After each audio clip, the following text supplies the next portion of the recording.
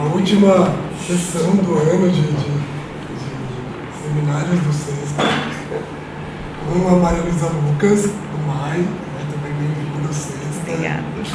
Né, e o Leandro Varisson, que é do Museu do Quai Branly, em Paris. E o título do debate, né, na verdade, vai ser Coleções Compartilhadas do Acervo Franco-Brasileiros de Claude Lévi-Strauss e Dina Lévi-Strauss. Ou Dina e Claude. Então, bom, a palavra. Bom, obrigada, Renato, obrigada a presença de todo mundo. A gente está aqui hoje, é uma oportunidade maravilhosa também de conversar com vocês sobre um projeto recente que começou em junho desse ano. Então, bom, a princípio ele dura no mínimo até o final do ano que vem, mas com uma possibilidade de que se renove por mais 2 anos. Essa apresentação que a gente vai fazer aqui hoje é um pouco a replicação de uma apresentação que foi feita no mês passado em Nanterre, lá em Paris, na França. Então, refazer a apresentação aqui. O Leandro não estava na ocasião, mas a gente construiu isso junto. Então, a nossa ideia é ouvir sugestões, críticas, perguntas, e a gente vai apresentar algo muito mais coletivo do que individual, uma pesquisa que é só minha, ou só dele, enfim, a gente é um coletivo mesmo. E então vai ter esse tom de work in progress, assim, né? E a gente, enfim, tem aí no slide as instituições que estão diretamente envolvidas nesse projeto, ou com financiamento, ou ajudando mesmo, dando apoio. Como eu disse, esse projeto começa como na modalidade USP-COFECUB, né, que é uma modalidade que existe aqui dentro da USP, e agora a gente começa, como eu vou falar, enfim, atrair outros financiamentos. É uma equipe desse projeto que é constituída de pesquisadores aqui no Brasil, especificamente na USP, mas também na França, alguns deles que estão aqui hoje, né, então além de mim e do Leandro tem a Silvia, que está aqui com a gente, a Luísa Valentini, que não está aqui, mas é do Sexta, a Paula Berbert, do PP Gás, e do lado francês, né, Leandro, Frédéric Eck do LAIS, o Benoît de l'Estoile, a Fernanda Moraes da ECHSS, que também está aqui, nossa super especialista dos arquivos, a Eleonore Kissel, do Museu do Quai Branly, e pesquisadores associados ou parceiros de grandíssima importância, a divisão de apoio e pesquisa, a pesquisa e extensão do MAI-USP, representado pela Chica, que está aqui hoje. Não, representado, você está dando uma força maravilhosa. O João Kelmer, da Universidade de Cambridge, e a Gabriela Freire, que também é aqui, né, da casa, não está aqui, mas que está ajudando muita gente. Bom, esse projeto ele começa com uma motivação muito prática, vamos dizer assim, que tem a ver com a minha entrada no MAI e com o contato que eu tinha antes com o Museu do Quai Branly e com o Leandro. A ideia é que a gente sabia que existia essa coleção feita pela Dina e pelo Claude Lévi-Strauss nos anos 30, que uma parte dela estava no Quai Branly, a outra parte a gente sabia que estava no MAI, mas a gente não tinha muitas informações a mais sobre essa coleção. Então nossa ideia foi mesmo assim que eu entrei no MAI, a gente falou, não, vamos fazer alguma coisa com essa coleção, tentar colocar elas em perspectiva, mas principalmente pensar nas modalidades de, vamos dizer assim, nas possibilidades de que essas coleções sejam disponibilizadas e acessíveis de fato aos povos que estão implicados ou envolvidos, né, nesses objetos e fotografias.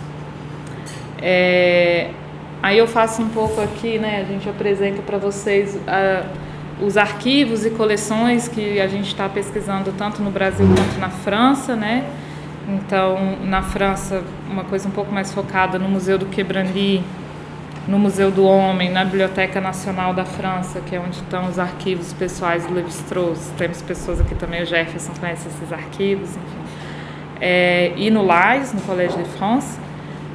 E aqui em São Paulo, as instituições que a gente está fazendo, como vocês vão ver, assim, um trabalho de detetive mesmo, para tentar entender aonde que a documentação foi dispersa aqui na cidade de São Paulo, para a gente conseguir entender essa coleção. Então, a gente já fez consultas ao CCSP, ao IEB e ao MAI aqui na USP, ao Arquivo Histórico Municipal de São Paulo, ao Museu de Astronomia no Rio de Janeiro e, mais recentemente, ao Instituto Histórico Geográfico de São Paulo também.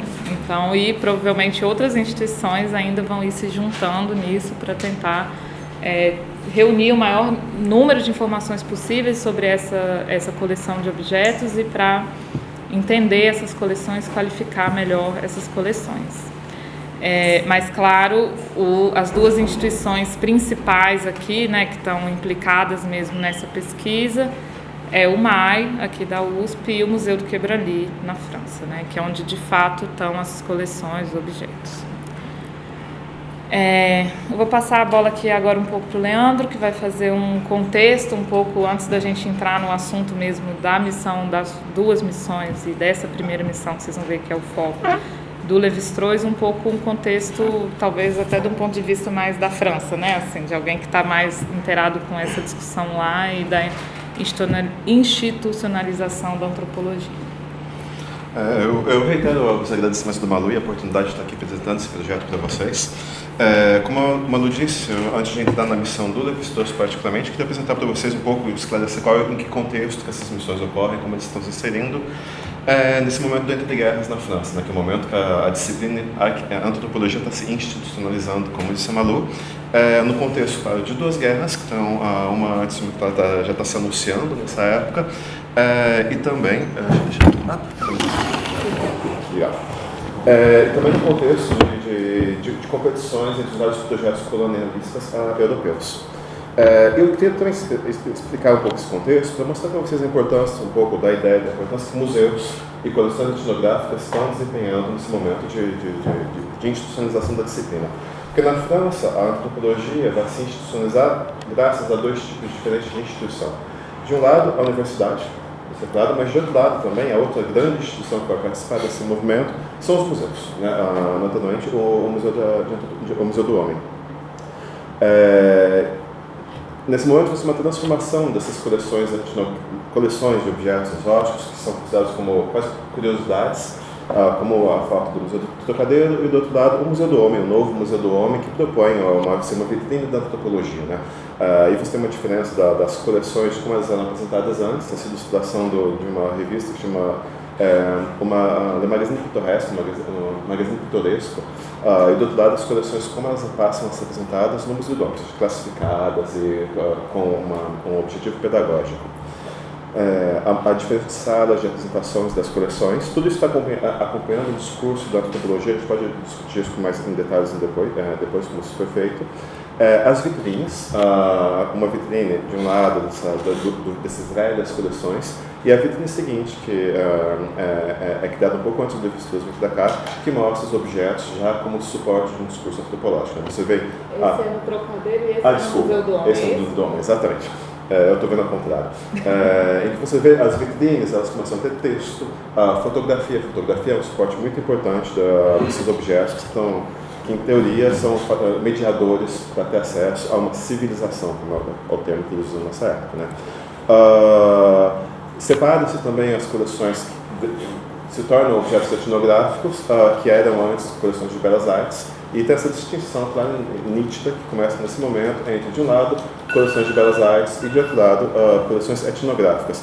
Tem um texto do Jean Jamin dos anos 80 que eu gosto muito sobre essa partilha, que ele fala assim, o nome do artigo é tudo o que era fetiche vira totem, né? As categorias estão mudando. E claro, ligado ao projeto colonial, que você tem uma propaganda do Museu do Homem dizendo, venham para a França, em inglês, para atrair os turistas, venham para a França, venham visitar o Museu do Homem, onde vocês podem fazer a volta ao mundo em 2 horas. Claramente ligado à exposição colonial de 31. A outra parte a outra instituição que vai contribuir a essa formação da antropologia é, claro, a universidade, né? A gente tem a fundação do Instituto de Etnologia em 1925, com essas figuras tutelares que vocês estão vendo na foto, que são o Paul Rivet, o Moos e o Lévi-Brulé. Falta o Bauer, que é um linguista. E nesse momento, assim, a antropologia na França está muito preocupada com métodos. Assim, basicamente, eles querem dar um fundamento científico para a disciplina. E uma das primeiras disciplinas que o Moço vai dar é justamente as instruções sobre a etnografia descritiva, como se faz trabalho de campo. E nessa época, basicamente, fazer antropologia ou antropologia profissional é fazer campo. O museu começa a organizar missões. A missão paradigmática por excelência, que precede a missão do Lévi-Strauss, é a missão da Cadibouti, uma missão que cruza a África de oeste em oeste e vai coletar uma quantidade absurda de objetos e informações.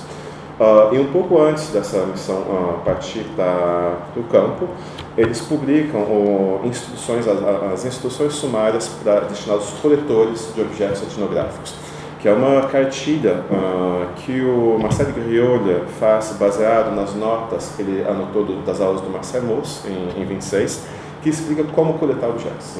E essa cartilha foi impressa em mais de 3 mil exemplares, com o objetivo de ser dado ao mesmo tempo para os antropólogos que estão sendo formados, que vão para o campo, mas também para os administradores coloniais. A missão atravessa 15 países, eles vão encontrando os administradores coloniais, missionários, enfim, todos os agentes coloniais, para explicar para eles como se coletar objetos. Né? Que não são mais objetos de curiosidade, são realmente objetos etnográficos. Então tem os 9 pontos da cartilha, que tipo de informação, como coletar, que tipo de objeto, como você vai anotar as informações nas nossas fichas de objetos e coletar não somente objetos espetaculares, objetos bonitos, mas também os objetos da vida cotidiana, né? Como por exemplo que você tem uma armadilha de peixe que o Lévi-Strauss coleta igualmente nos borões. A gente vê que o Lévi-Strauss está vindo realmente desse mesmo molde. Um outro exemplo, uma ficha para o tabaco, em relação ao tabaco. Então, nessa época, você ser um antropólogo profissional consiste basicamente você ir para o campo, você volta com uma coleção etnográfica que você vai expor em museus e você vai publicar um livro, uma monografia saída dessa experiência sua. Aqui é uma outra missão dessa mesma época do Alfred Métraux e do La Vacherie na Ilha de Páscoa. Só para terminar essas 2 fotos, eu gosto muito, porque de um lado você tem o Métraux anotando alguma coisa embaixo de um moai, e do outro lado você tem uma foto, como ele diz, os pasqualinos querem dar para ele objetos, e o Métraux está desesperado, porque ele diz: esses objetos são de muita má qualidade, parece coisa para turista, eu queria coletar objetos genuínos. Eu gosto de imaginar que ele está no Moai ali pensando o que seriam objetos genuínos na Ilha de Páscoa, e ele coleta efetivamente um Moai. A gente tem um Moai no Quebrani que vem da coleção do Métraux. Então esse é mais ou menos o contexto em que o Lévi-Strauss vem da França. É grande. É grande, fazer um Moai não é fácil. Então joga a bola. Tem fotos. Tem foto disso? Tem. Então, passar a bola de novo para o campo da Malu, a gente está numa missão muito específica para detalhar tudo isso que eu acabei de dizer para vocês. Nossa, foi muito rápido mesmo. A gente falou, não vai dar tempo assim, mas enfim. Não, Bom, temos todo o tempo. Mas é porque, enfim. Como disse o redator. Não, mas é porque eu já sei que senão fica muito chato, né? Eu ouvi vocês também, assim, quero que seja, né? Queria que fosse um espaço de discussão, e inclusive se você tiver, enquanto estiver falando alguma coisa para me complementar, e as outras pessoas estão aqui, Fernanda, João, Silvia, enfim, Chica, se quiser complementar alguma coisa, perguntar, fiquem à vontade. Bom, esse é o contexto, né, lado francês, assim, que o Leandro acabou de compartilhar com a gente. E aí tem o lado Brasil, né, o que estava acontecendo aqui, que eu acho que muitas das pessoas que estão aqui conhecem de cor e salteado essa história, então eu passo rapidamente, assim, pela missão francesa na USP, né, que é a chegada na instauração da universidade, a chegada de uma missão composta por intelectuais franceses com o objetivo, principalmente na Faculdade de Ciências Humanas, com o objetivo de fundar ou de, enfim, estabelecer uma verdadeira universidade aqui na Universidade de São Paulo. Uma primeira missão em 1934, com pesquisadores um pouco mais, como eles dizem, experimentados, mais velhos. Eles, no ano seguinte, avaliam que essa experiência podia ser mais interessante caso fossem recrutadas pessoas mais jovens, né? Então, tentaram encontrar na França pesquisadores jovens que pudessem vir para o Brasil ensinar na Universidade de São Paulo e cuja vinda ao Brasil também enriqueceria de alguma maneira a carreira deles ou a experiência deles, e é nesse contexto de, né, da vinda para São Paulo ser um catalisador ali na carreira é que o Lévi-Strauss e a então esposa dele, a Dina Lévi-Strauss, da Dreyfus, enfim, vem. Eles se instalam aqui numa, né, pelo que a gente lê, assim, numa condição de vida assim, muito diferente da que eles tinham na França, no sentido de ter acesso a uma vida mais luxuosa mesmo, assim, com mais recursos do que eles tinham em Paris, ou na França, né? E aí, enfim, depois Fernando talvez em algum momento pode falar melhor pra gente, talvez na discussão, a pessoa que de fato tinha feito uma formação mais focada na antropologia era a Dina e não o Claude Lévi-Strauss, visto que Dina tinha estudado nesse Instituto de Etnologia que o Leandro estava mencionando. Mas a Dina não dá aulas na USP, mas participa, isso um pouco depois da expedição, que eu já vou falar, participa da criação da chamada SEF, Sociedade de Etnografia e Folclore. Ela vem para o Brasil, a Dina, já muito motivada também por fazer campo, ter uma pesquisa, né, ter uma experiência antropológica, mas também, como eu vou falar na sequência, essa experiência tem muito a ver com o contato com a antropologia física. Então, ela estava interessada em estudar coisas como a mancha mongólica, a cura, né? Recentemente eu fiquei sabendo disso nos arquivos do CCSP, que eu não conhecia essa história, mas a cura do terçol com anel, algumas crendices populares, não era ela exatamente que estava envolvida nisso, mas assim, uma proximidade muito grande com a antropologia biológica, um envolvimento na clínica obstetrícia da Faculdade de Medicina de São Paulo, então Instituto de Higiene de São Paulo. Mas nesse interim, depois dessa primeira viagem, ela se aproxima muito do Mário de Andrade e começa a dar cursos na Sociedade de Etnografia e Folclore, também vou falar desses cursos. Num modelo parecido, a gente não tem muito traço documental ainda dessa relação, mas ao que tudo indica, muito parecido ao que o Leandro estava mencionando, dessas instruções sumárias do MUS, né? Assim, ou seja, a Dina ensinando para pessoas como a Oneida Alvarenga, que leva o nome, né, hoje da discoteca do CCSP, como fazer pesquisa de campo, pensando principalmente na coleta de dados de folclore. Assim. Então, poder treinar pessoas com uma formação acadêmica menos...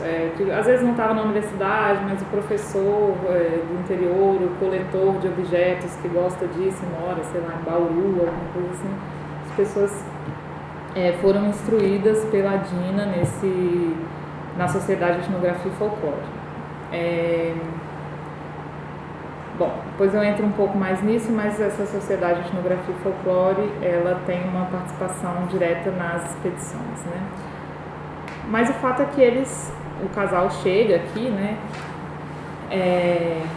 no Brasil com essa intenção, assim, de fazer pesquisa de campo, de conhecer os indígenas e de partir para as aldeias. Então, no primeiro momento, eles fazem algumas incursões, enquanto o Lévi-Strauss dá aulas na Universidade de São Paulo, eles fazem algumas viagens curtas, assim, a lugares não muito longe daqui, acho que eles vão nos Caingangue, em algum, lugares acessíveis de carro no final de semana, fazem um bate-volta, mas com essa ideia de que, né, gostariam de fazer uma primeira expedição maior. E aí, além do motivo claro, né, eles estavam querendo virar etnólogos, antropólogos, enfim, a gente consegue identificar nos arquivos que a gente tem consultado duas motivações que eu acho que são interessantes. Assim. Uma primeira motivação, que tem a ver com o que eu estava falando agora, que é essa da coleta de dados antropométricos, né, assim, então a gente separou aqui essa reportagem, uma entrevista que o Lévi-Strauss dá logo depois que volta de campo, em 1936, né, que volta da primeira missão. dizendo sobre essa prática de coleta no campo, né? Então, coletamos apenas algumas medidas antropométricas, mesmo assim, somente índios do sexo masculino, pois as mulheres permaneceram tímidas. Era impossível obter medidas esqueléticas e ósseas, tanto entre os Caduvéu quanto os Bororo do Rio Vermelho. A classificação por sangue também era impossível, pois os índios se recusavam a fazê-la e dificultavam a obtenção de chapas fotográficas, temendo o perigo de morte e de feitiçaria. Então dá para entender que, né, assim que ele volta, isso é uma das coisas que ele reporta de como foi a missão. E essa outra imagem que está também no livro da Dina, de instruções para a coleta de dados antropométricos. Então a gente consegue ver que essa era uma das motivações presentes ali, principalmente na primeira expedição, né, a coleta desse tipo de dados. Uma segunda motivação, que eu acho que ela é mencionada assim raramente, mas que a gente está entendendo que é importante de ser colocado em relevo, é o interesse do Lévi-Strauss nos Caduvéu, né, dos Caduvéu. Então, ele, depois de ler um artigo que a gente não estava conseguindo encontrar, e aí agora lá o Felipe Erickson falou, eu vou encontrar, e ele conseguiu encontrar, é um artigo de 1907, em que, do Jornal da Société des Americanistes, que menciona uma aparente semelhança que haveria entre a cerâmica. Ele fala cerâmica de Santarém, mas na verdade essas cerâmicas foram encontradas na região de Tefé. Entre essas cerâmicas que aparecem nas fotos e o grafismo dos Caduvéu, né? Então também lá na Biblioteca Nacional da França tem uma carta do Lévi-Strauss para o Marcel Mauss, no mesmo dia que sai a entrevista no jornal, no dia 14 de março de 1936, e nessa carta ele diz o seguinte: meu plano de visitar os Caduvéu, com quem passamos um mês e meio, foi parcialmente sugerido por uma nota bastante antiga. Na confusão de nosso retorno, perdi a referência, que apareceu no Jornal dos Americanistas e que chamou a atenção por meio de uma comparação de fotografias acerca da semelhança entre as pinturas corporais desses índios e a cerâmica de Santarém. Embora os Caduvéu estejam em completa decomposição, daqui a 10 anos terão desaparecido completamente, conseguimos coletar quase 400 desenhos executados diretamente pelas mulheres indígenas que testemunham um nível absolutamente prodigioso de refinamento e invenção decorativa. Acredito que essa documentação confirmará a hipótese do autor da nota a qual me referi anteriormente. Enfim, né, já vou falar agora da primeira expedição, mas sobre os Bororo, embora ele não tenha mencionado nessas cartas, por exemplo, nenhuma motivação de por que ele foi para lá, a partir das anotações a gente dá-se a entender de que ele tinha lido o livro de 1919 do Albicete e que ele tinha lido Wunderstein antes de ir para campo. Então, eu acho que tem também uma questão que todos esses antropólogos que estão indo para campo, eles querem achar alguma coisa autêntica, né? Embora as instruções sumárias do Mauss, o Mauss insiste muito que não existe a felicidade, que nenhuma cultura é pura, né? Tem essa frase do Mauss que a pureza não existe, né? Embora ele insista muito nisso, embora as instruções insistam muito nisso, o metrô é a mesma coisa, uma coisa que eles querem encontrar sociedades puras, estados puros que não tenham sido contaminadas, né? O Lévi-Strauss se decepcionou muito com os Caigangue, por exemplo, ele vai para lá, ele diz, esse povo já veio do branco, né? Isso é a mesma coisa, acho que dos Nambiquara, que foi decepcionado com os Nambiquara. Acho que tem um negócio assim, com os Bororo, que eles seriam selvagens. Né? Ele faz até uma reflexão posterior em alguma das entrevistas, ele fala, eu era um pouco ingênuo, naif, assim, porque era exatamente isso, né? Cheguei nos Caduvéu e falei, mas não é exatamente isso que eu estava procurando, eu queria algo mais selvagem, assim. Então, ele mesmo fala disso depois, assim. Bom, entrando especificamente mesmo nas expedições, que eu acho que vários de vocês também são familiarizados com essa história, o casal, né, Dina e Claude, faz 2 expedições nos anos 30, uma na virada entre 35 e 36, onde eles vão nos Caduvéu, nos Bororo. Essa primeira missão sai do interior de São Paulo, vai até o Mato Grosso do Sul, chega no Pantanal, fica um tempo por lá, tentando sondar um pouco sobre os Caduvéu, recolher algumas informações. Depois eles atravessam a Serra da Bodoquena, chegando nessa aldeia Nalik, que não existe mais, hoje é uma fazenda. Essa aldeia, né, assim, a continuidade que existe com ela hoje é a aldeia de São João, no município de Porto Murtinho, e o casal fica lá mais ou menos 1 mês e meio. De lá eles seguem por estrada, tem aquelas fotos famosas, né, das pontes, eles tentando chegar nos Bororo, navegam o rio São Lourenço até chegar no Rio Vermelho e ficam 3 semanas na aldeia de Quediara. Sobre essa missão, a documentação ela é muito, muito inferior à missão, à segunda missão, né? Isso por vários motivos, assim, depois a gente pode assim, explorar isso. Essa missão ela é acompanhada, não sei se durante todo o tempo, por um amigo deles, chamado René Courton, sobre o qual a presença a gente também não tem muitas informações. E a segunda expedição, aí na virada de 38 e 39, eles vão para a França, fazem uma exposição, etc. Vou falar disso depois. Mas a segunda exposição, ela segue os passos do Rondon, né? Vai seguindo aquele caminho da linha telegráfica que existia ali na região. Ele sai de Cuiabá, vai para o norte do Mato Grosso e persegue esse mesmo caminho que o Cândido Rondon tinha feito uns 30 anos antes. Ele fica alguns meses no Nambiquara, depois entra na Amazônia, encontra os Tupi-Cauarribe. E esse povo, que aqui no Maia, por exemplo, tem vários objetos, no Quebrandu também, Cabisiana, que a gente não tem muita certeza, são muito poucas informações de quem seriam eles. Nós sabemos que são um antigo grupo Cinta Larga, enfim, esse é uma... Provavelmente é o grupo de Tupimondê, mas a gente não sabe. Né? Cada hora as informações levam para um lugar, ele recolhe um vocabulário muito curto que dá umas pistas muito lacunares de quem seriam esse pessoal. Assim. Essa é uma missão muito mais longa, muito mais organizada, financiada, e a organização dela tem a ver com a existência de um decreto de 1933, que embora ele já existisse na primeira expedição, ele não foi muito seguido à risca na primeira expedição, mas na segunda ele é. Que decreto é esse? Aí peço licença para fazer um slide de um decreto, mas eu juro que vai ser rápido. Não vai doer muito.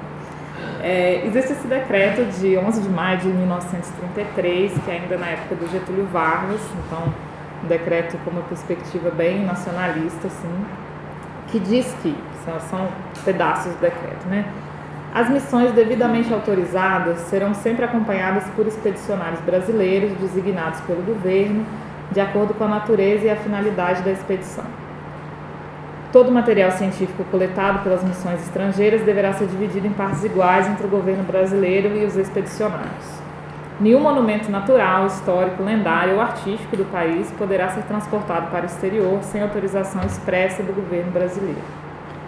E aí, para quem está acostumado que já ouviu essa história, isso é a base do que Procópio houve entre Levi-Strauss, Museu Nacional, SPI, o Luiz de Caspari acompanhando o Levi-Strauss na segunda expedição, mas para contar isso de uma maneira rápida, a primeira expedição o decreto não foi tão assim seguido à risca, enquanto na segunda as instituições brasileiras já falaram, não, peraí, então você não pode sair viajando assim, coletando objetos, a gente quer controlar o que você está fazendo um pouco. E isso tem essa diferença entre a primeira e a segunda missão tem um impacto direto na constituição das coleções, que afinal de contas são o nosso assunto aqui. Já que na primeira missão, 328 objetos ficam no Brasil, enquanto 602 objetos vão para a França. Isso na primeira missão.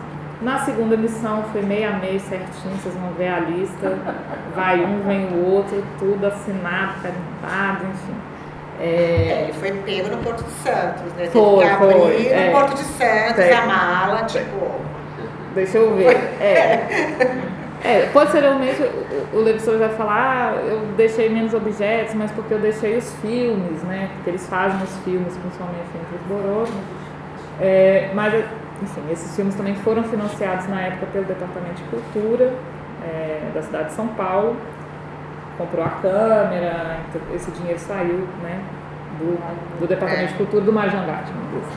Mas, enfim, aí essas são essas não quero me perder muito nisso aqui, porque e é uma observação, eu acho que contar a história é importante para entender, né, esse contexto, entender essas coleções, mas o nosso foco nesse projeto não é fazer novamente uma história das ideias, assim, né, recontar essas missões. Acho que várias pessoas já fizeram isso muito melhor que a gente, esse assunto, né? Claro, ainda tem coisa para dizer, mas eu acho que a nossa ideia aqui é tentar entender como que essa história influencia numa situação que a gente tem hoje em relação às coleções, tanto no MAI quanto no Quebrando, né?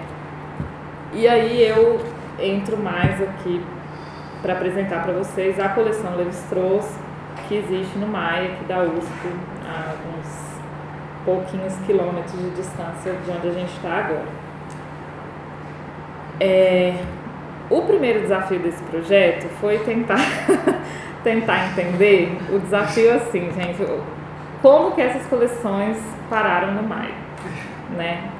Acho que existia uma clareza em relação à segunda coleção, que, como eu vou mostrar para vocês, o inventário está um pouco mais organizado, mas a gente sabe que essas coleções foram depositadas no Museu Paulista e depois, com o surgimento do MAI, as coleções etnográficas do Museu Paulista vindo para a Universidade de São Paulo, esses objetos chegaram lá. Isso na segunda missão, né? Vocês estão vendo aqui embaixo. A primeira missão, a gente tinha até muito pouco tempo atrás, né, Chica, uma situação no MAI que era assim, existia-se a hipótese muito fortemente aceita por nós, mas ainda assim um pouco, às vezes eu falava, será e tal, formulada pelo Luiz Donizete, de que existia uma coleção no MAI chamada Coleção do Instituto Histórico e Geográfico de São Paulo, de 1951, portanto, Instituto Histórico e Geográfico de São Paulo, de 1951 era a data das fichas dela, que por eliminação e por lógica só poderia ser a coleção Lévi-Strauss. Os números não batiam, mas era alguém que a gente não sabia quem era, que tinha coletado objetos entre os Bororo e os Caduel, então quem poderia ser? O Donizete menciona no livro dele uma conversa com o Plínio Airosa, um relatório que a gente não teve acesso ainda sobre isso, mas tudo muito lacunário, assim. E aí uma das coisas que a gente fez agora, recentemente, no projeto, foi tentar entender essa história e, como eu disse lá naquelas bolinhas começando, correr atrás desse rastro documental e foi, assim, literalmente achando um papel aqui, um parágrafo num papel ali. E aí, por vários motivos, a gente entendeu, inclusive hoje de manhã, a gente teve a prova cabal ao final, de que o Lévi-Strauss doou essa coleção, a gente não sabe se toda, mas pelo menos doou algo, para o Instituto Histórico e Geográfico de São Paulo, logo depois, em 1937, portanto logo depois de voltar dessa primeira missão. O Plínio Airosa na época era o secretário, o Mário de Andrade era o tesoureiro, então essa coleção, que a gente achava que ela tinha passado por algum momento na Sociedade de Etnografia e Folclore, né, em 36, ali pelo Mário de Andrade. Hoje de manhã a gente soube que ela provavelmente não passou, se passou muito rápido, mas que ela foi doada em 37 pelo Lévi-Strauss para o Instituto Histórico e Geográfico de São Paulo.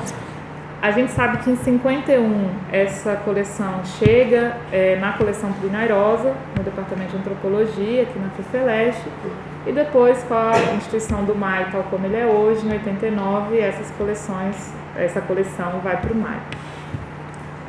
A gente sabe muito pouco desse período entre 37 e 51, o que aconteceu, onde estava, quem que fez esse movimento. Não, porque o Museu Paulista não... O Museu Paulista não participou da primeira... Não participou. Como é que ele participou? Ele não... O Museu Paulista é só a segunda expedição. A gente não sabe por quê, mas não participou. Ele já existia, a instituição de guarda. Aí, assim, a gente também... Uma sensação que dá olhando os arquivos é muito que essa primeira expedição e tal foi... Não vou falar que foi uma viagem de férias, porque não foi algo planejado, mas talvez foi um pouco. Assim. Eles tinham uma verba para comprar a câmera e para fazer os filmes, né, uma graninha ali que eles conseguiram, porque era um material caro, mas o resto da missão, até onde a gente entende até agora, foi financiada por eles. Então vamos, ainda tem um amigo que chega, vem também e tudo. A segunda missão já é uma coisa bastante mais formal, vamos dizer assim. A gente já tinha tentado fazer uma missãozinha antes do Carajá, né? Durante as férias aqui na USP, ele pega um carro com 2 amigos e vai até os Carajá, tem que fazer um campinho. Então acho que foi uma aventura assim, só com um pouco maior, né? Assim, E aí pra falar dessa coisa, né, da diferença entre a primeira e a segunda missão, isso, por exemplo, é um inventário da segunda missão, né, começando pelo fim. Então, esse é um documento que a gente tem digitalizado aqui no MAI, onde a gente vê muito claramente que, assinado pelo Lévi-Strauss, né, e a gente vê claramente que ele faz a listagem de todos os objetos, da tipologia deles, apesar de não descrever, e diz o que ficou no Brasil, o que foi para a França. Então, um que fica no Brasil, um que vai para a França, um fica no Brasil, o outro vai para a França. Ele menciona também algum material ósseo, né? Ossadas indígenas que teriam sido recolhidas e ficaram a cargo do velar, que é todo um outro capítulo à parte nessa história dessa missão, nesse que eu também não vou entrar nisso agora, mas o importante aqui é ver que o decreto ele é respeitado porque existe essa replicação, né? Assim, as peças são muito bem contadinhas, o que fica, o que vai. Óbvio, a fiscalização era muito maior, o Luiz de Castro Faria estava ali com eles não eram exatamente muito amigos, enfim. Aí tem todas as histórias, a Dina, coitada, que tem uma infecção no olho, tem que sair antes, enfim. Fica no final só os três ali, o Flor Lévi-Strauss, o Luiz de Castro Faria e o Velar, que era no mínimo maluco, enfim, uma pessoa complexa.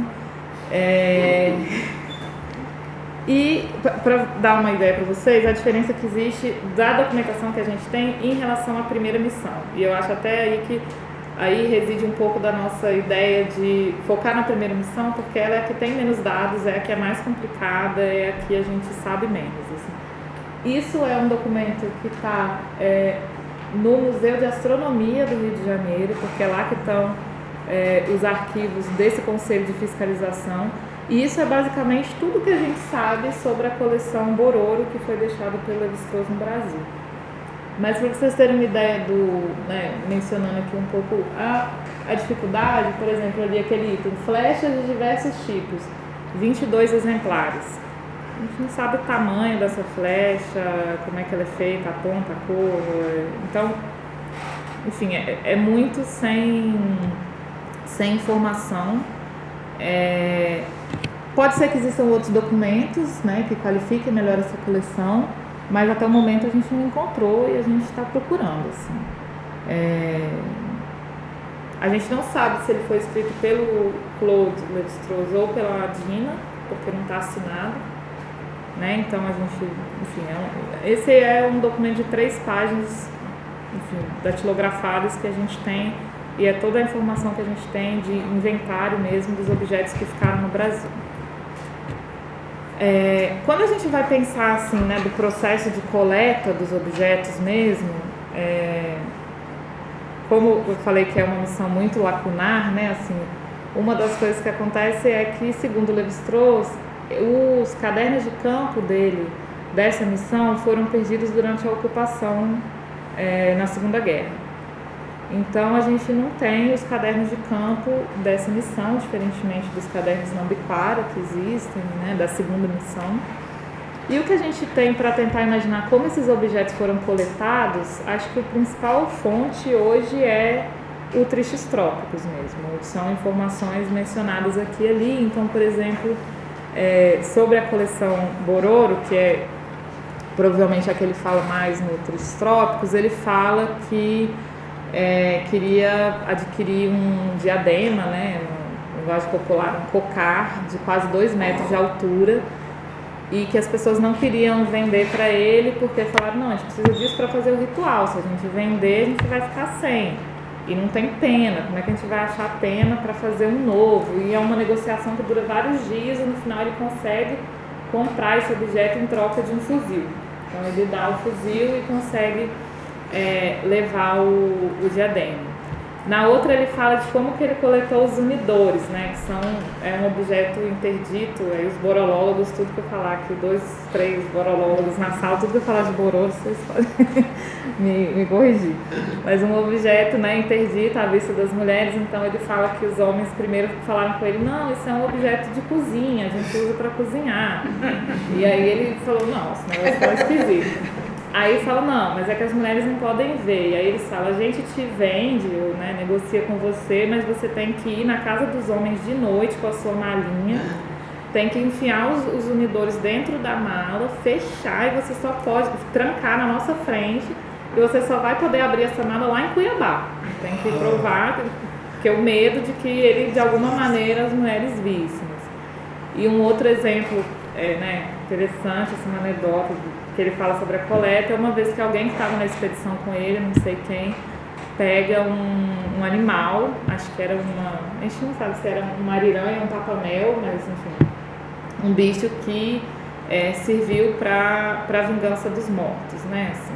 E aí, se fosse, ele fala assim, eles não admitiram que eles pegaram a presa que eu dei para fazer a vingança. Que droga que eles não admitiram, porque se eles tivessem admitido, eles teriam obrigado a me dar um arco emplumado. E eu não ganhei o arco, apesar de eu ter dado o bicho, né? Então, assim, é uma pena, mas as informações que a gente tem sobre como esses objetos foram coletados são dispersas, principalmente nos tristes trópicos, mas elas ajudariam a gente a entender também a própria coleção, entendendo o que foi feito para venda, o que não foi feito para venda, que já existia na comunidade, foi comprado, como foi comprado, trocado, etc. Mas a gente não tem muita informação sobre isso. E aí, dando um pouco, né, o levantamento de como que está a situação hoje, né, em dezembro, vou ser mais específica, em 15 de dezembro de 2023, né, que cada dia esse projeto, cada dia a gente descobre alguma coisa, a gente acha um objeto perdido, fica cheio de objeto. Nesse inventário, né, que eu estava mostrando aqui, o Levi-Strauss ou Adino mencionam 161 objetos deixados no Brasil. O Luiz Donizete Gruppioni faz vamos dizer assim, um reinventário dessa situação, dessa coleção, e ele menciona no livro dele 81 objetos, que eu gosto do jeito que ele fala, que são sobreviventes, eu acho que é um pouco isso. Mas hoje, em dezembro, né, de 23, a gente tem, no mais, 103 objetos com alguma informação. O que quer dizer isso? Que a gente tem na instituição, a gente sabe da existência, mesmo que virtual, de 103 objetos. Para 17 desses objetos, a gente só tem a menção a eles, mas não tem ficha catalográfica, e nem a gente sabe onde está dentro da reserva. E para 26, a gente apenas não sabe onde está dentro da reserva.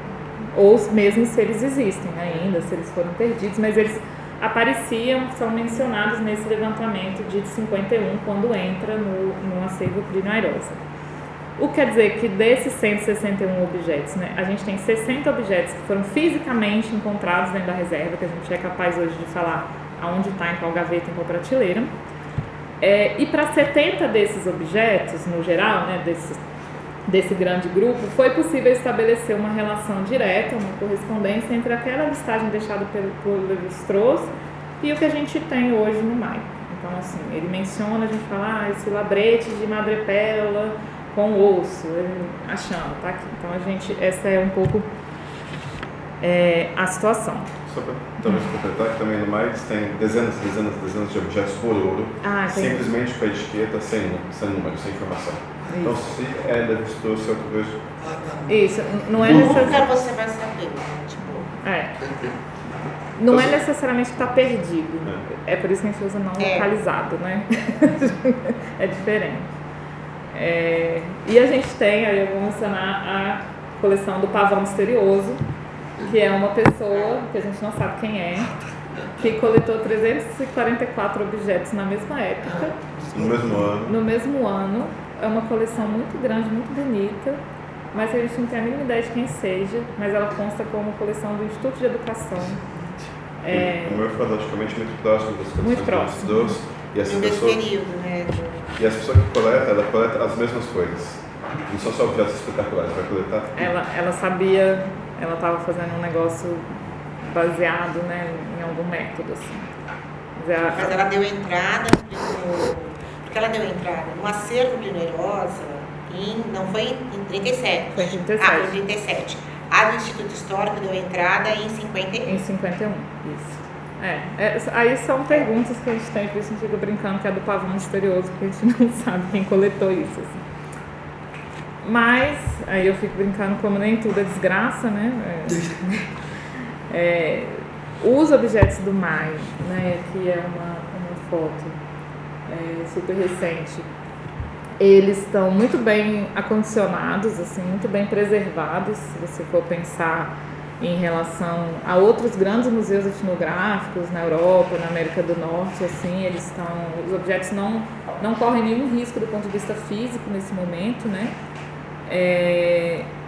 E a comparação um pouco morfológica mesmo deles dão algumas pistas, assim, ainda pensando sobre a coleta.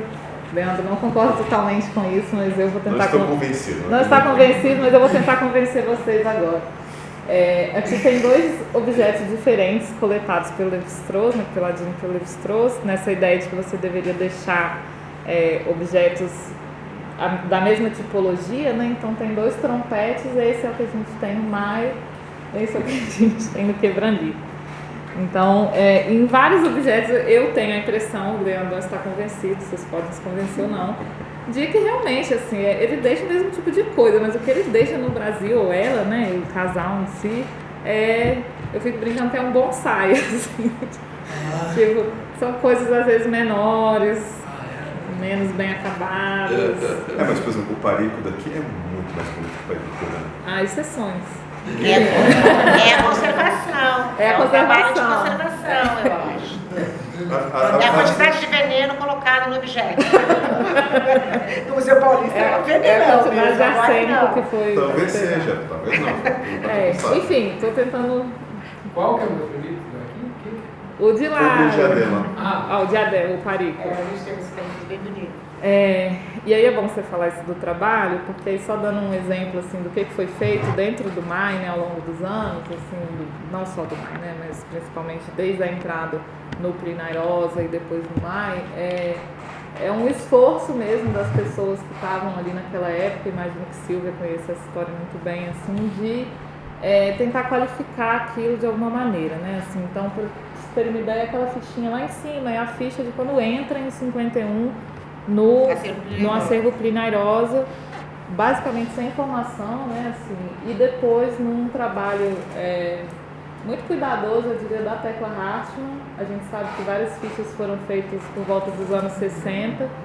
Ela qualifica esses objetos como pode, usando principalmente a enciclopédia Bororo, e aí realmente assim, pegar objeto por objeto, falar na página tal, tá a descrição desse objeto, que é de tal planta, chama assim, etc. E depois também, se Silvia quiser falar... Tem um detalhe importante, que nos anos 80 eu recebi o Canajó. Era isso que eu ia falar agora. Não, só ia falar que acho que você e o Luiz, né, tiveram envolvidos... Não, era eu. Você, tá, Nada o Luiz não. Não, eu recebi o Canajó aqui na minha casa, eu morava no Polimestre de Resende, e o Canajó veio fazer um tratamento dentário para colocar chapa, como ele chamava, colocar dentadura. O meu da arcada era tão grande que não tinha molde que coubesse fazer um molde novo no meu dente. E o Canajó todo dia ia para o MAI, e lá no MAI ele fazia a restauração dos objetos. Restauração? Restauração. Ele consertou inúmeros objetos. Ele descreveu os objetos. Ele colocou todos os unidores na disposição plânica específica do desenho da aldeia. Então foi muito tempo e a gente não queria que ele ficasse aqui sem fazer nada. E, então, a contribuição do Canajó para o acervo Bororo foi enorme. E ele fez isso não só, é importante falar, não só com a coleção do Levi-Strauss, mas com toda a coleção Bororo, né? São 800 objetos. A gente tem uma coleção Bororo imensa. E acho que também tinha já no Museu Paulista, né? Um pouco, mas a contribuição veio que era do antigo Plínio Herosa, que era um departamento de antropologia. Que era um grupo grande de pesquisadores que trabalhavam com o Bororo, né?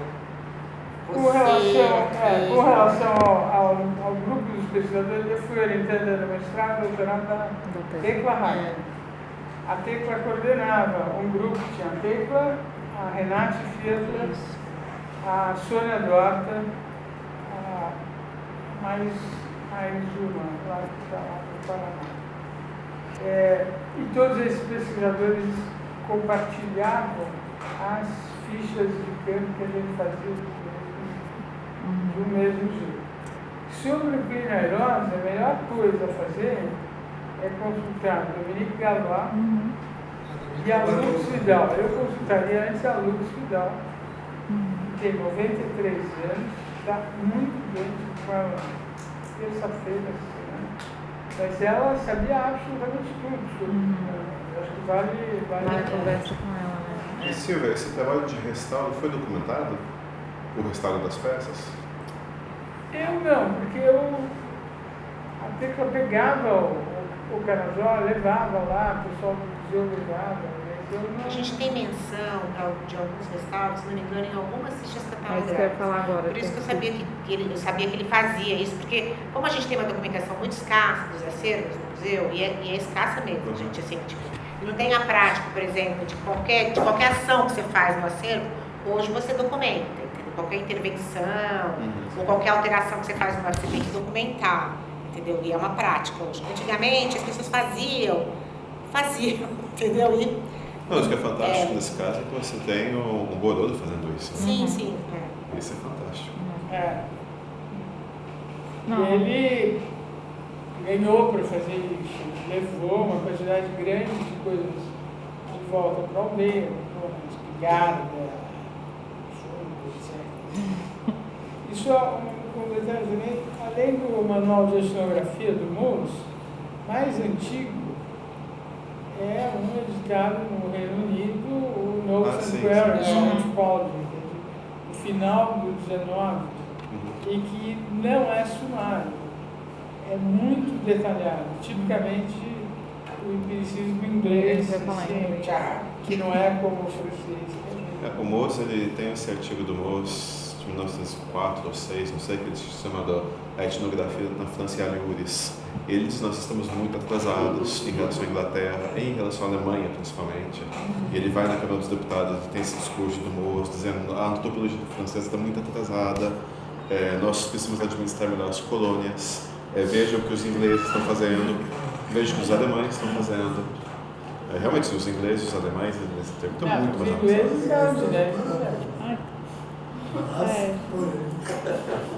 Eu acho que um dos desafios que a gente tem, assim, vou voltar um pouco, eu tenho muitos slides, é exatamente que existe uma documentação até volumosa sobre a coleção no Maia, apesar de não existir essa coisa mais antiga, mas ela não está, como é que eu vou dizer, não existe um sistema que consiga dar conta de todas essas camadas, né? Então tem as fichas no Instituto Geográfico de São Paulo, tem o catálogo da coleção Plínio Herosa, tem as fichas refeitas que a gente está mostrando. Então, assim, a pessoa que queira consultar isso hoje, né, Chico, muito... É isso, assim, não existe algo que consiga... Uma plataforma, por exemplo, que é um pouco a ideia. Porque vocês vão ver que agora, né, mais para o final, vai ter essa questão que eu acho que nos ocupa muito, que é de não faz sentido existir uma coleção dessa sem conceder acesso, né, à informação, aos objetos, etc. Mas ainda, enfim, sobre a questão do levantamento, né, e dessas dificuldades que a gente tem tido para, às vezes, achar peças não localizadas, mas não necessariamente perdidas, tem algumas coisas que estão ajudando a gente, assim, e aí é para dar um exemplo novamente aqui do trabalho de detetive que às vezes existe em trabalhar nesse tipo de projeto, que é, por exemplo, identificar essas etiquetinhas que a gente identificou lá no Museu do Quebrani, que não tem a ver nem com o número do Museu do Homem, nem com o número do mar, nem com número nenhum que a gente achou. Então, uma das coisas que a gente pode tentar fazer, que a gente tem tentado, é tentar achar etiquetas parecidas nos objetos que estão aqui, tentando entender essas etiquetas, como é que foi e tal, e numa Essas dessas... etiquetas são daqui.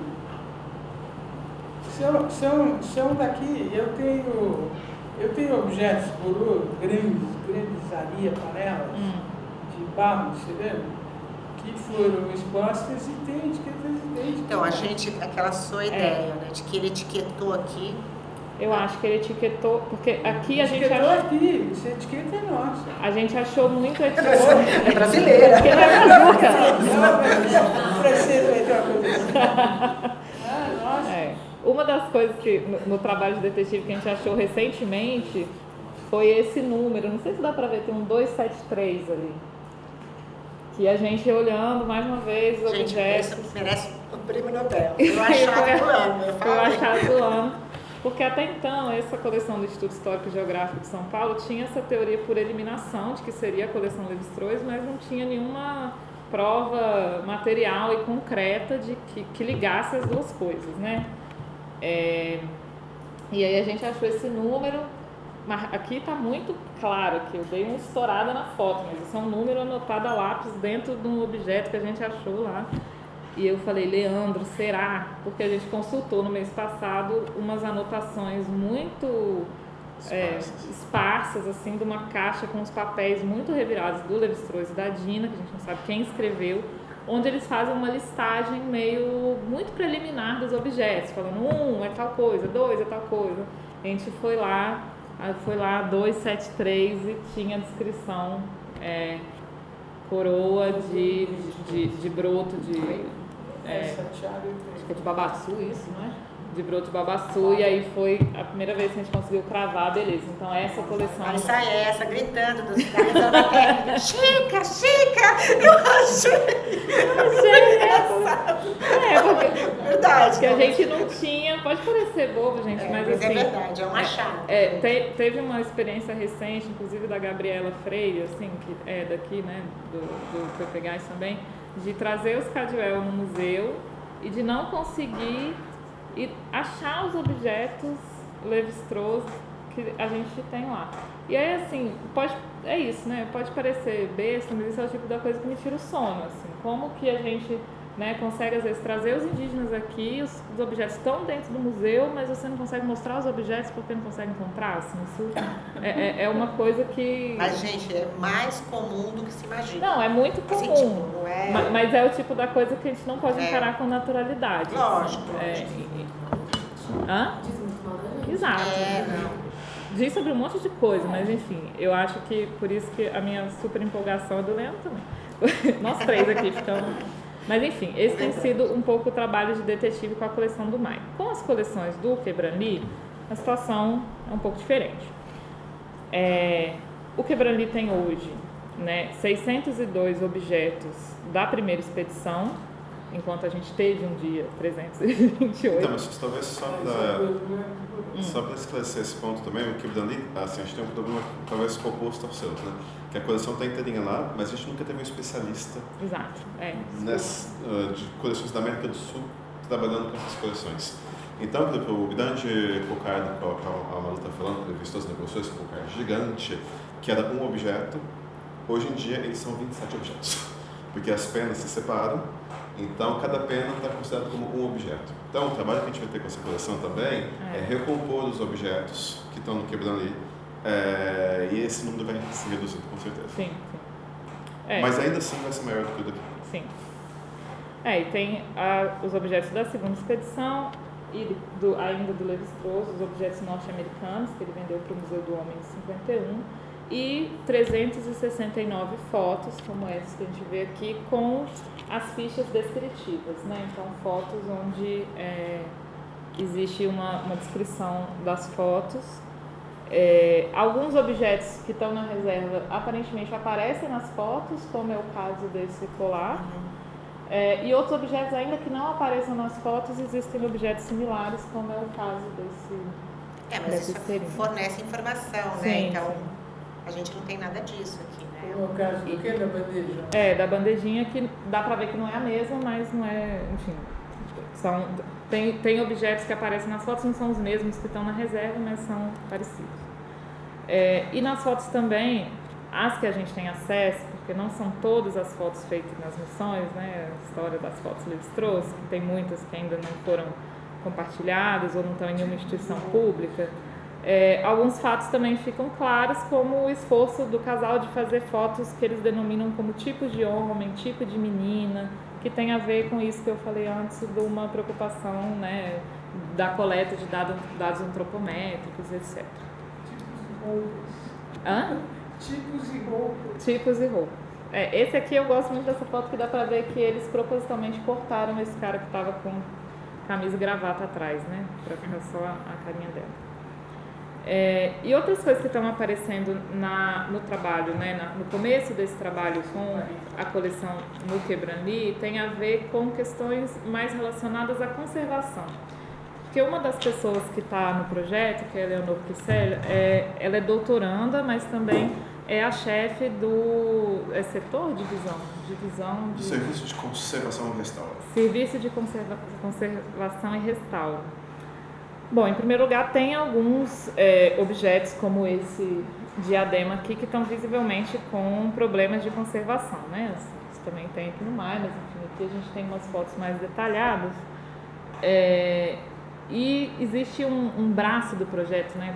Como eu disse, assim, são braços diferentes. Eu acho que um braço mais representado pela Eleonor Kissel e pelo Frédéric Keck, que estão muito interessados em fazer análises talvez até mais técnicas, entendendo quais tipos de material foram usados na confecção desses objetos. Por exemplo, uma coisa que surgiu na primeira consulta foram os tipos de resina que foram usados, para tentar fazer análises químicas mesmo e entender se esses tipos de resina ou as substâncias misturadas nessas resinas se transformaram ou não ao longo do tempo, e o que isso diz sobre a própria relação com o meio ambiente, assim, né? Se existia, por exemplo, uma mistura de resina que não existe mais e por isso os objetos estão mudando a forma de fazer, enfim. Então tem toda essa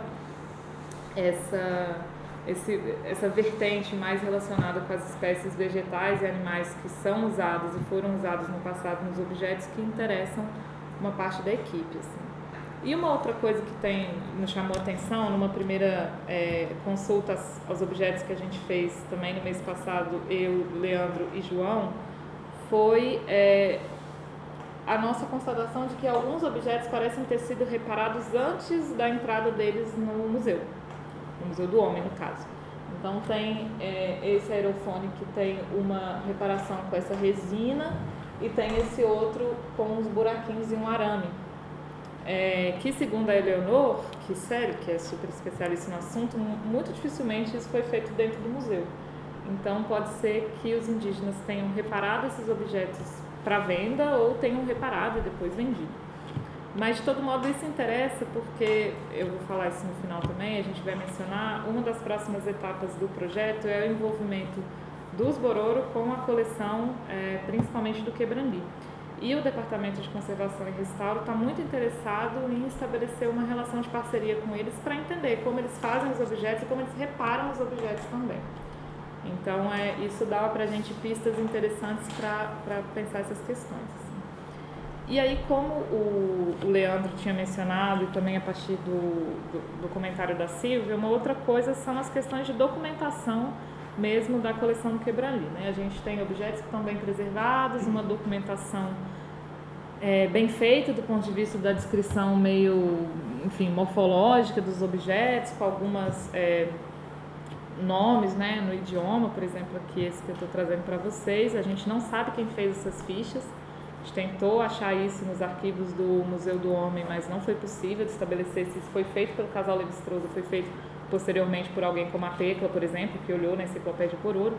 Mas o fato é que nunca houve nenhum especialista, nem não indígena, e principalmente não houve um especialista indígena pensando e tendo contato com essas coleções no Quebrandi. Então você tem informações muito descritivas, mas não tem, por exemplo, informações como as do Canajó, que às vezes ele fala, isso é de brado, isso é de branco, isso foi feito para venda, isso é de venda. Ou então ele fala, não, isso é só do plantal, não sei o quê. Então esse tipo de informação, o Quebranli vai ter um monte de informação descritiva super detalhada, mas não tem esse tipo de informação, né? E aí, já caminhando quase para o final, eu acho que algumas perguntas que os arquivos e a análise desses objetos podem ajudar a responder são muito claras, né? Assim, primeiro, onde estavam essas coleções brasileiras entre 37 e 51? Entre o momento que o Lévi-Strauss, agora a gente sabe que ele doou para o Instituto Histórico e Geográfico, e o momento que ela entra aqui no Departamento de Antropologia. Os alunos podem dar pistas. Pode. E o que aconteceu com essas coleções, com essa coleção, e por quê, e principalmente o que foi realmente perdido ou destruído, né? Por que o Lévi-Strauss ou a Dina deixam 160, uma lista de 160 objetos, mas só chegam 103 aqui? O que pode ter acontecido? E uma outra coisa que é muito importante também, que eu não falei muito, qual foi o papel da Dina, a gente já sabe, fundamental, na coleta, processamento e qualificação desses objetos. Né? Assim, a gente sabe já que ela era a pessoa que tinha estudado com Marcel Mauss, ela tinha um treinamento, né? Enfim, então assim, estabelecer qual foi a função dela, o papel dela na coleta desses dados é um outro braço importante do projeto. Assim. Ninguém conversou com ela sobre isso? Olha. Eu posso acrescentar? Porque, na verdade, tem algumas coisas que vocês falaram que são interessantes e que tem outros documentos da Dina que revelam, assim, negativas a questão. Por exemplo, a missão de 35 e 36, que a gente não tem os documentos do Lévi-Strauss, existe um manuscrito da Dina que foi apropriado pelo Lévi-Strauss, no qual que a gente só tem um pedaço desse manuscrito, então antes de chegarem no Scadivel, mas ela conta na edição na francesa, o quanto as pessoas que trabalham na fazenda vão avisar os Scadivel que tem 2 franceses que estão indo lá, e quando eles chegam e que todos eles tinham muito medo de serem roubados por essas pessoas que estão chegando, e também tem essa questão da Dina, como ela tinha sido certificado em ciência de etnologia, isso quer dizer que a formação dela foi uma formação marcada pela antropologia física e também pelo que chamava de antropologia cultural.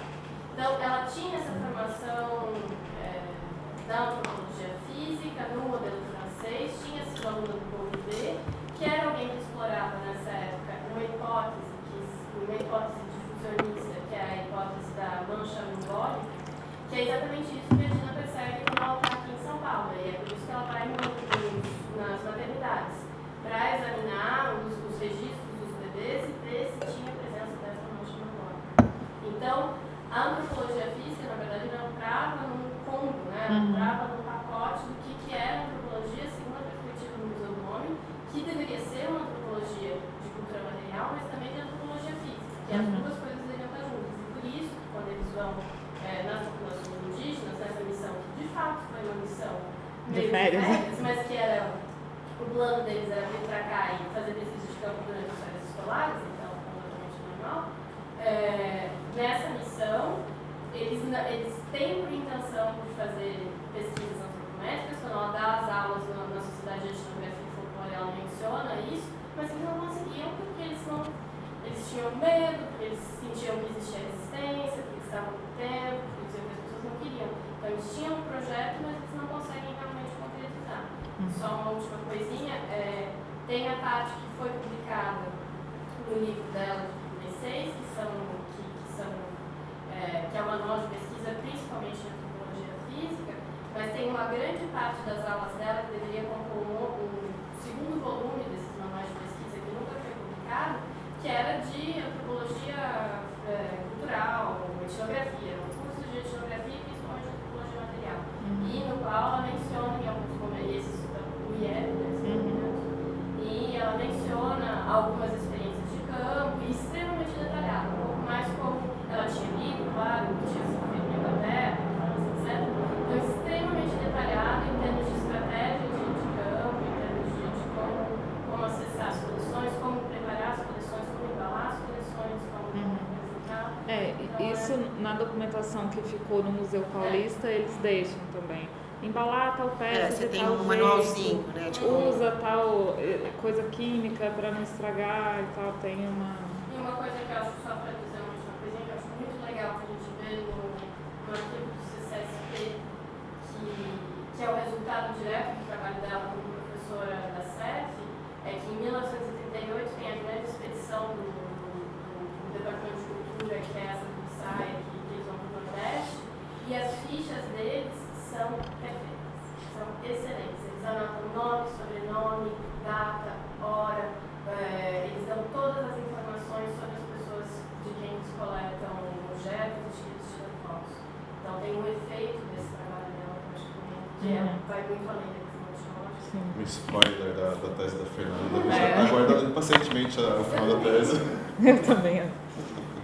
Eu acho que o que, enfim, uma das coisas que a gente está tentando entender no projeto também é como que o próprio Lévi-Strauss o próprio Lévi-Strauss, né, que vira algo um tempo depois disso quem virou, né, assim, qual foi o papel dessas atividades de coleta e da relação dele, né, de como que ele pensava os objetos, que talvez a questão de como ele pensou os objetos já tenha sido abordada, mas não muito. O Lévi-Strauss, colecionador, um pouco mais também, o contato dele com os surrealistas no exílio, nos Estados Unidos e tudo. Mas essa figura dele como coletor é algo que talvez ainda mereça muito mais atenção, assim.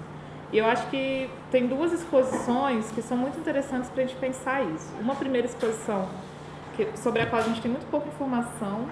A maior parte das informações estão nesse catálogo aqui e em vários recortes de jornal da época que a gente achou.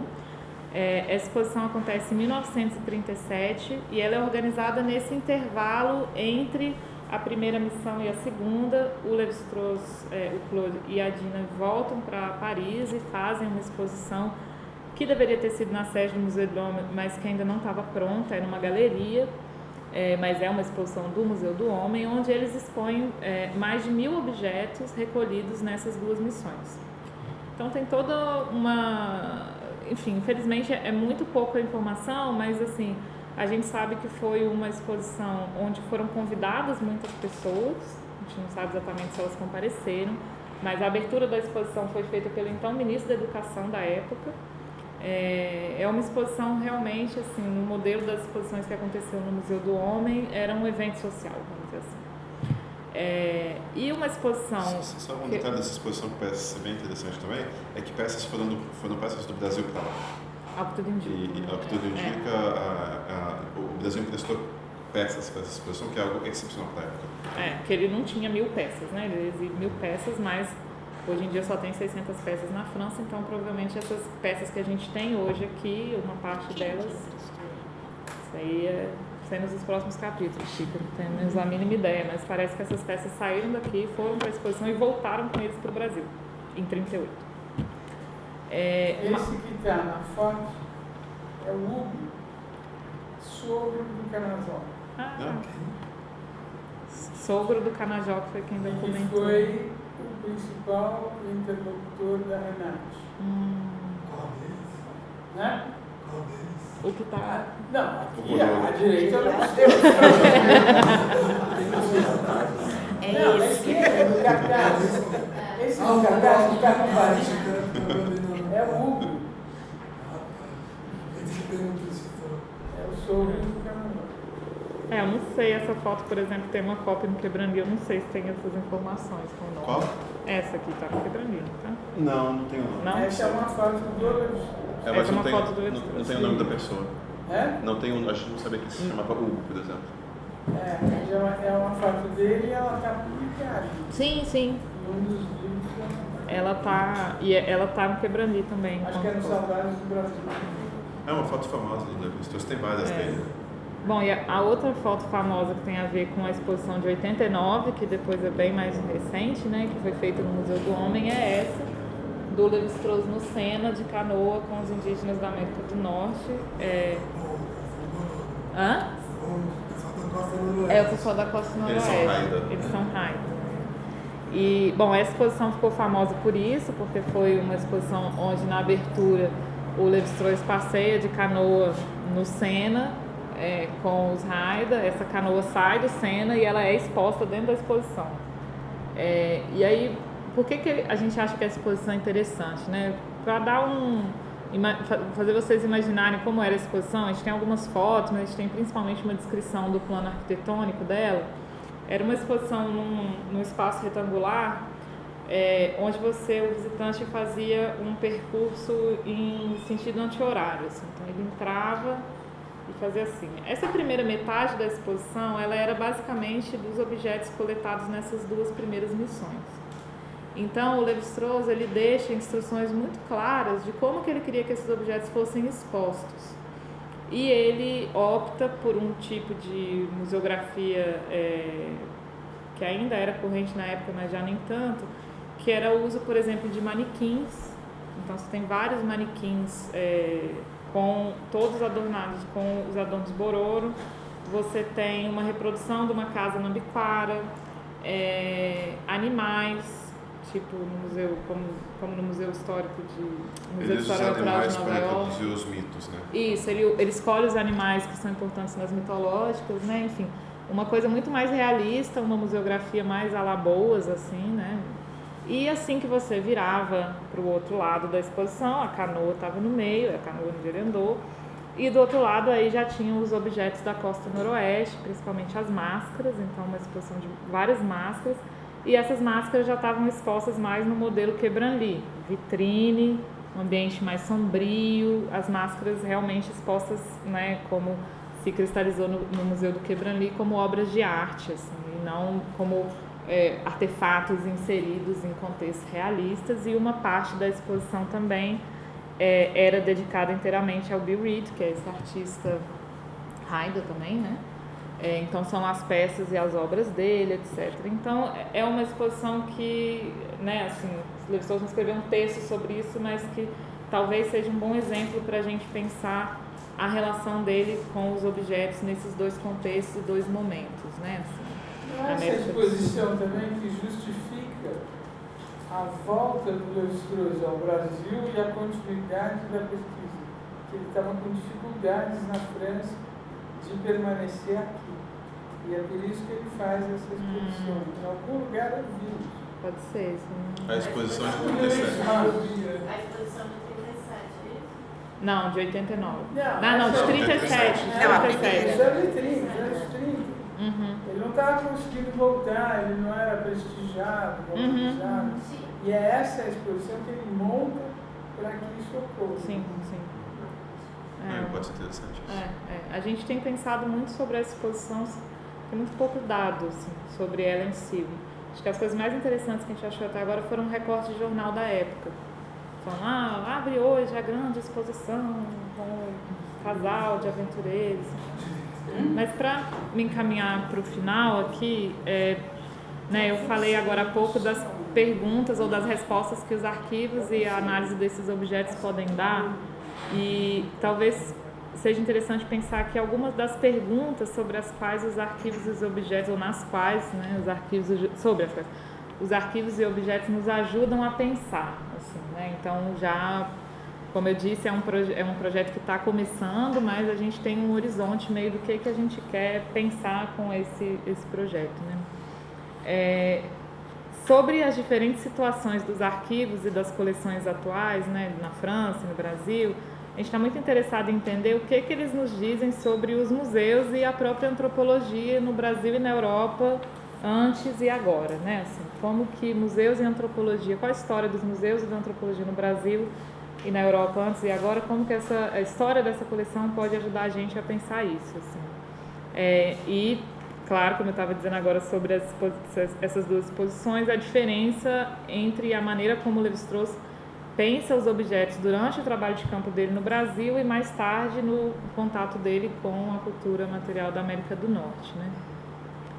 E ainda, e isso aqui talvez seja, né, a pergunta que mais me interessa pessoalmente, assim, o que as escolhas, as prioridades, as formas de relacionar com esses objetos e esses arquivos tanto dentro das instituições de patrimônio das universidades, quanto dentro das comunidades indígenas, podem dizer para a gente sobre formas ocidentais, por um lado, e ameríndias, por outro, de lidar com o conhecimento, com a memória e com questões como a autenticidade e a eficácia de objetos, ou seja, o que faz um objeto ser importante para o Quebranli, o que faz um objeto ser importante numa aldeia Bororo, o que faz um objeto ser importante num curso de antropologia da arte, enfim, então tentar nuançar também como que o caminho dessas coleções, o que aconteceu com elas, as escolhas que foram feitas revelam para a gente, vamos dizer assim, coisas um pouco mais profundas sobre as nossas próprias disposições e expectativas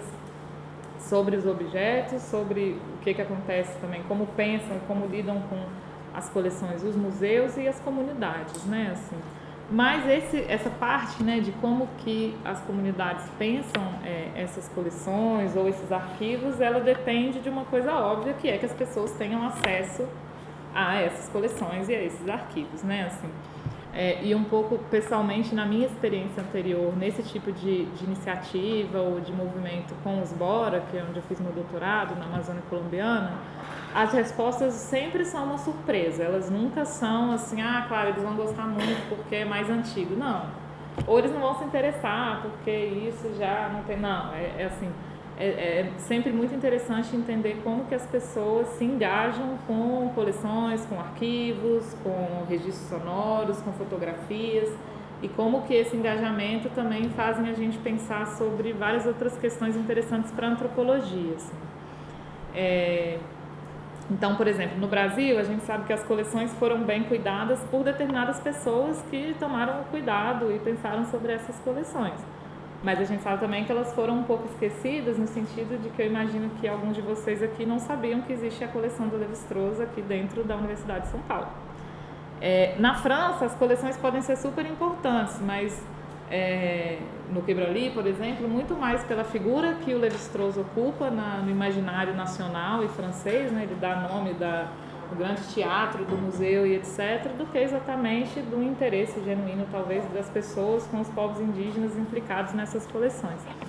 Mas de tudo isso, quais são os interesses, as expectativas e as impressões dos indígenas sobre essas coleções, sobre esses arquivos, a gente simplesmente não sabe, porque até, né, tirando a experiência pioneira do Canajó, a gente, pelo que eu sei, não teve nenhum tipo de contato dos indígenas com essas coleções.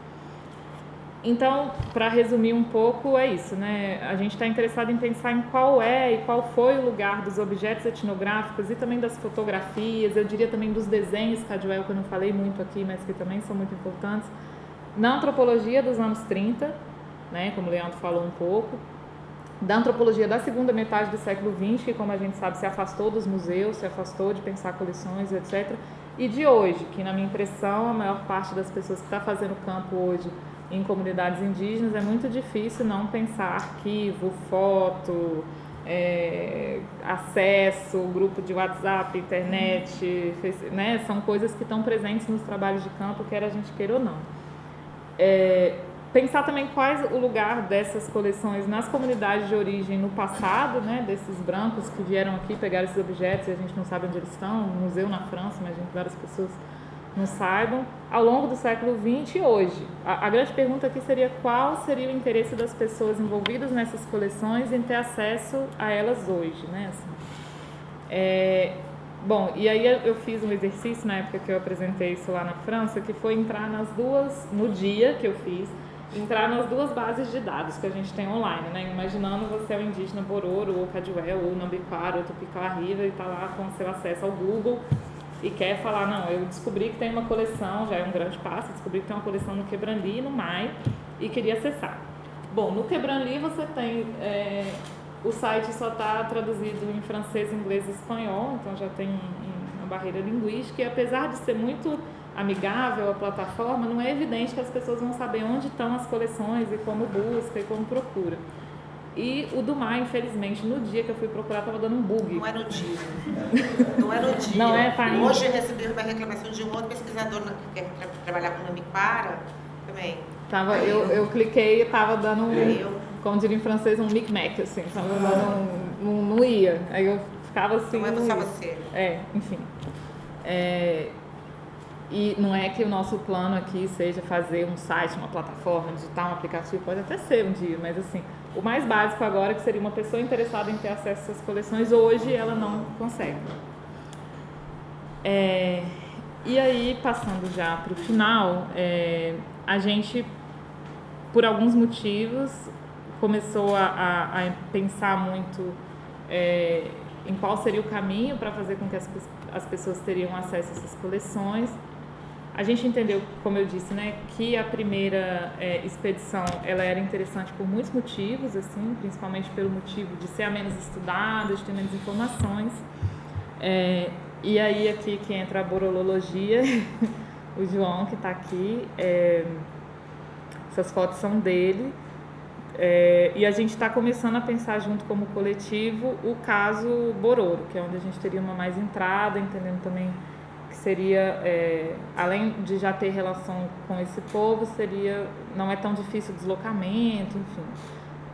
E a gente começou a pensar sobre esses objetos que estão nas coleções tanto do Mai quanto do Quebran-Li, e entendemos que tem objetos, por exemplo, como esse aerofone, esse trompete que eu mostrei antes, o do Quebran-Li, todo bonitão e emplumado, que hoje em dia, na aldeia de Tadarimana, os únicos 2 objetos que tem são esses aqui, que estão na mão desse menino. Não existem pessoas, pelo que o João sondou lá, eu também quando visitei, não existem pessoas hoje que tenham feito esses objetos, né? Assim, existem pessoas que falam, eu seria capaz de fazer, mas esse objeto não é feito há muito tempo. E existem ainda um outro eixo de questão em relação à coleção Bororo, que são, como eu disse, esses unidores ou as cabaças, que são os substitutos dos mortos, e que a gente não saberia, pelo menos acho que os Bororo nunca expressaram, se eles acham que é ok exibir esses objetos, por exemplo, numa exposição. Se sim, quais condições, se não, quais os cuidados que devem ou não ser tomados no armazenamento desses objetos nas reservas técnicas, ou se tudo bem, não é Bororo mesmo que fica aí. Então, assim, a gente não tem a resposta para essa pergunta sobre esses objetos mais, entre muitas aspas, delicados, assim. A grande questão é os unidores, né? Mas, assim, a gente não sabe se eles achariam tudo bem exibir isso numa grande exposição. É que a lógica de reserva técnica não é uma lógica de cada grupo cultural. Claro. Então, aí você tem questões, milhões de questões, né? Mas, enfim, eu entendo. Obviamente, você teria que ter, para cada grupo cultural, sei lá, você teria que ter protocolos para guarda desse acervo, ou os cuidados, ou aquilo que pode ou não ser exposto, né, ser visto, ser disponibilizado. Assim, só que a gente não tem, primeiro, que os museus, a gente, enquanto instituição, não tem pesquisadores, né, a gente tem uma etnóloga, não, 2, desculpa, tem a Fabíola. Agora tem a 3, a Rosa. Verdade. Então, assim, a gente não tem um grupo de pessoas que se envolve com esse tipo de... É um pouco isso, né? Esses objetos, de fato, fazem sentido para a antropologia hoje, como área de entendeu? Faz sentido para os grupos indígenas também, porque tem grupo indígena que, pode ficar aí, tudo bem, eu não quero, sabe assim? Então, a gente teve várias experiências nesse sentido, entendeu? Mas, de fato, você tem razão, eu acho que a gente teria que ter uma política de acervo com protocolos muito específicos para comunidades indígenas. Então, acho que isso é um problema mesmo. Eu acho que tem essa parte, a outra parte é entender também, assim, se... Por exemplo, a impressão que a gente tem conversando é que tem várias pessoas jovens que estão muito interessadas em fazer esses objetos, em produzir, né, assim, por isso que a gente quis mostrar essas fotos para dizer assim, não são objetos do passado que foram esquecidos e não são mais feitos, não, as pessoas continuam fazendo esses objetos, existe uma população jovem que está super empenhada na fabricação desses objetos, fica buscando informação na internet, vendo como é que é, uma coisa assim... Ritual funerário de manhã, dancinha do TikTok à tarde.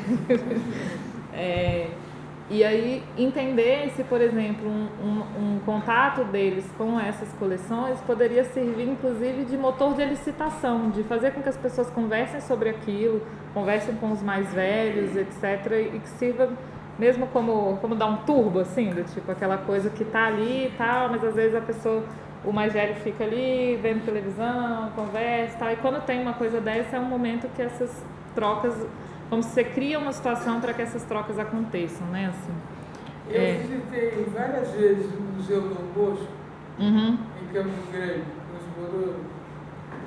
E uma das coisas que deixava ele, onde tem muito material. Cultura material Bororo tem demais, né? Mas o que eles não gostavam era de ver os crânios ornamentados. Não era para ficar exposto. Ele estava lá exposto numa bandeja de pau. Meu Deus. Acho que isso... Julidor também. Bom. Não poderia. Não, porque as mulheres não podem ver. Então, se vier uma mulher Bororo... Não, ainda mais no lugar próximo da aldeia. Muito mal. Se for jovem, as mulheres mais velhas não ligam. Ele está ligado à sexualidade, à lapidez. As mais jovens ficam histéricas. Até hoje. E a maioria delas não sabe o que faz aquele som. Não é uma questão de ver o zolidor, também não saber que existe o zolidor. Não sabe que é um objeto, né? Bom, acho que essas questões todas a gente conseguiria abordar numa conversa, né, com eles, assim, entendendo que, né, enfim, a ideia é, se esse projeto vir uma coisa que dá certo, a gente consiga, quem sabe no futuro, envolver os outros povos também, né, que não são só os Bororo, mas a ideia é começar por aqui. E aí, para o meu último slide mesmo, para finalizar, dar um pouco para vocês quais são os próximos passos agora desse projeto que acabou de começar. Mas, bom, acho que um dos objetivos está muito claro, que é compreender melhor a coleção do MAI e diminuir essa desigualdade de dados ou de documentação que existe entre a França e o Brasil, né? Assim, que é uma desigualdade de documentação, mas não só, e também refletir sobre as causas, as consequências dessa disparidade, entendendo que fazer esse trabalho, que, né, talvez possa parecer um pouco mais enfadonho, é uma condição fundamental para fornecer às comunidades acesso pleno e o melhor possível a essas coleções, né? Óbvio que, como eu falei também, acho que as consequências mais conceituais ou antropológicas que a gente pode tirar dessa conversa, no meu entender, são inúmeras, assim, são muito amplas, muito interessantes, né? Assim, acho que dá margem para pensar uma série de questões da etnologia, mas também em diálogo com outras áreas de conhecimento, assim. E aí o que a gente vai fazer agora em 2024 como a gente comentou, a gente conseguiu um financiamento do Ministério do Ensino Superior e da Pesquisa para levar uma comitiva Bororo para Paris para ver essas coleções lá no Museu do Quebrandy. Imagino que a gente vai fazer também uma visita prévia a essas coleções antes de levar eles lá. E principalmente também está previsto nessa visita uma ação junto à Divisão de Conservação e Restauro para tratar aquelas questões que a gente tinha falado aqui, né? Tentando entender também que isso é um jeito, né? Tanto a gente fala, vamos descolonizar o museu, etc. Mas assim, tentar entender como que se reparam essas peças, como se conservam, etc. Também são ações para além da exposição, etc. que podem colaborativas, se a gente quiser, que podem ser muito interessantes, assim. Está previsto no projeto também, no segundo semestre do ano que vem, um seminário aqui no Brasil, uma coisa um pouco maior, assim, para que várias pessoas possam apresentar suas pesquisas sobre esse projeto. Né, então, porque acho que já deu para perceber, cada um vai mais por um lado, assim, né, o pessoal mais arquivo, o pessoal mais coleções, tal, mais Bororo, Dina. Então, a gente...